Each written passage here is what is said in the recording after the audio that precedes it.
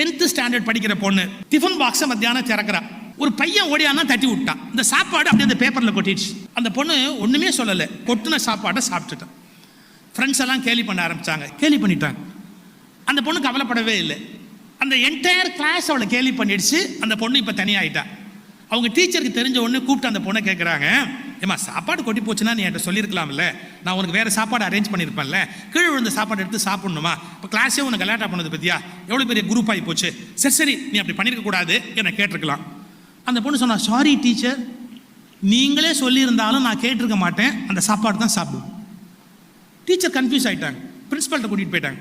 Principal சொன்னார், என்னம்மா அது, உனக்கு சாப்பாடு விட்டு போச்சுன்னா சொல்லு, நான் பணம் கொடுக்குறேன், வேறு சாப்பாடு வாங்கிட்டு சொல்கிறேன், நீ சாப்பிடலாம் இல்லை. சாரி சார், நீங்கள் பணம் கொடுத்தாலும் நான் சாப்பிட மாட்டேன் சார், அதை தான் நான் சாப்பிடுவேன். நீ என்ன சொல்கிற?